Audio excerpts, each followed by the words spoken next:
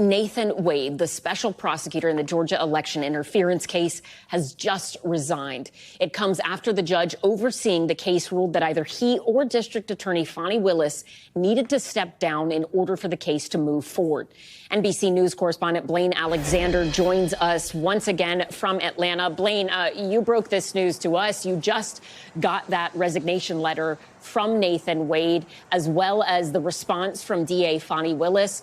What does it say? Is this resignation from Wade immediate?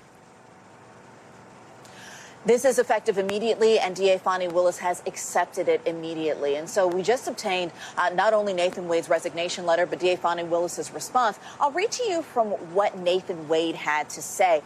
Basically, this is one piece that stood out to me. He said, although the court found that the defendants failed to meet their burden of proving that the DA acquired an actual conflict of interest, Wade goes on to say, I am offering my resignation in the interest of democracy, in dedication to the American public, and to move this case forward as quickly as possible. That is the key, Ellison, because since we broke this news early this morning, the big question has kind of been what's going to happen next, and namely, what is Fani Willis going to do, and when is she going to do it? So that was the thing that was holding up this prosecution. Once Nathan Wade is removed from the equation, she is free to move forward in the prosecution of this case. She accepted his resignation as well today. I want to read you a little bit of what she said.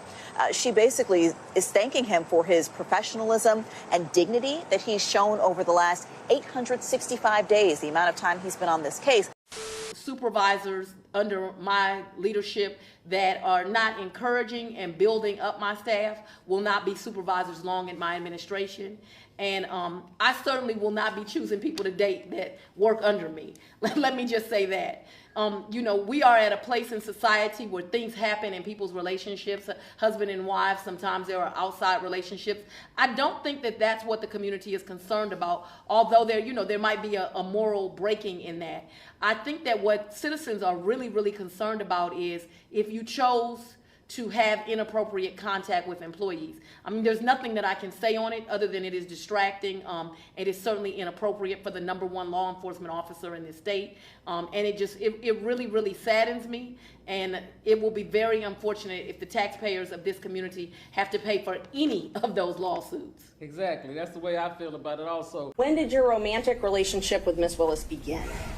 2022. When in 2022? Early 2022. So you were appointed in November of 2021. Yes, ma'am. And your relationship started early. What's early? January? February? Around March. Around March.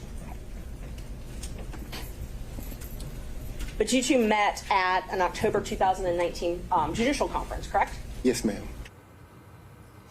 That testimony directly contradicts earlier testimony from one of Willis's former good friends who said the relationship began well before Wade testified it did and predated his hearing by the DA.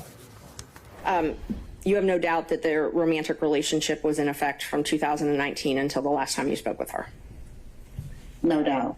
Did you observe them do things that are common among people having a romantic relationship?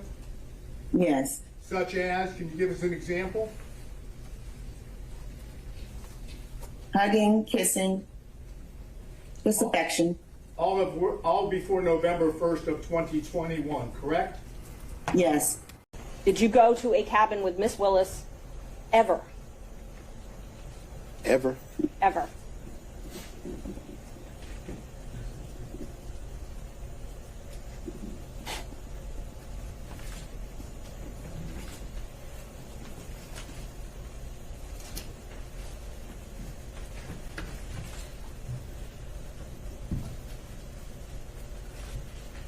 No. You've never gone to a cabin with this? No. Visit you at a place that you resided? Okay. I don't understand you about to get In 2020, I lived in South Fulton. Okay. That's the only place I lived in South Fulton. That's before I had to abandon my home, Judge. All right. And at my home in South Fulton, he never came there, okay? So if you don't come someplace, you can't live there. Ms. Willis, I'm going to have to caution you. This is going to be my first time I have to caution you. We have to listen to the questions as asked. And if this happens again and again, I'm going to have no choice but to strike your testimony. How often did Mr. Wade visit you? at a place where you were living between 2019 and 2021. So you want to start with the lie that he lived with me in South Fulton in 2019, a home he's never been to? That's one lie you told in your document. No. Judge, I didn't ask her about that. Ms. Merchant, I want you to ask a very precise question. I think she's saying and answering that he did not live with her, so why don't we break that up into smaller parts? I didn't ask about living. But you put in your, while we're talking about professionalism, while we're talking about professionalism, she put in 3 different documents he lived with me. Full opportunity to respond.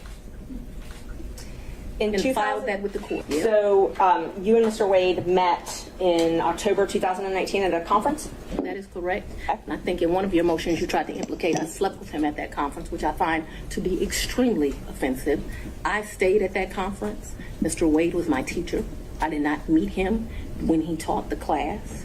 I was standing outside talking to Lisa Reeves, who is a judge. Me and her were just having a conversation. Mr. Wade walks up, and they hug each other.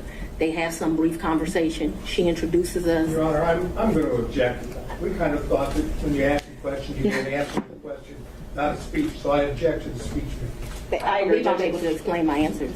I believe she's able to explain her answers. And that's Ms. Merchant, that's okay. I can handle it. Ms. Willis, I'll ask you to listen to the answer, or excuse me, the question, and keep the answers confined to the question as best you can. I think you'll have more than enough ample opportunity on when the state. Well, it's highly offensive when someone lies on you, and it's highly offensive when they try to implicate that you slept with somebody the first day you met with them, and I take exception to it. All right. Well, Ms. Willis, you'll have the opportunity to explain all of that when it's the state's turn to ask more open-ended questions. one of the other things I did was I did a open records for the White House access, and we had records that Ms. Willis and the mayor of Atlanta were at meeting with the vice president.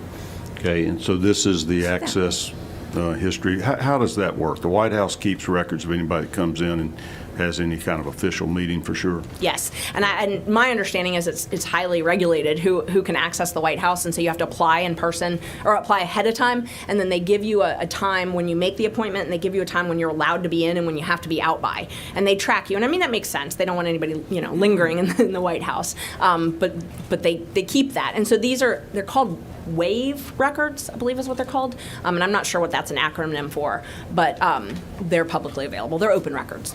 And this record that's shown on the screen shows Fani Willis was a visitor with V. POTUS. I presume that's Vice President of the United States? Yes, it was. And what was the date of that back in, was that February sometime of 23? February 28, 2023. Is that before the indictment? Yes. Okay. Any further explanation of why Ms. Willis was meeting with the Vice President of the United States? No. I know Dexter Bonds, and I believe that's the same one that Mr. I think it's Dixon, the mayor of Atlanta, was also there. When your daughter moved or left the house that she owned, did she say anything to you about having a large savings of cash? Oh, no, see, maybe, excuse me, and Your Honor, I'm not trying to be racist, okay? But it's a black thing, okay? I was trained, and most black folks, they hide cash. My words, cash hoard that you had collected over time. Cash what? Hoard, H-O-R-D-E. Oh, I thought you said something different, sir. You say, Miss Willis, Judge Willis, what law did he violate? A few, but let's try this on for size. OCGA 45-11-5, extortion, subsection A. As used in this code section, the term extortion means an unlawful taking by a public law officer under color of his office from any person of any money or thing of value that is not due to him or more that is due to him.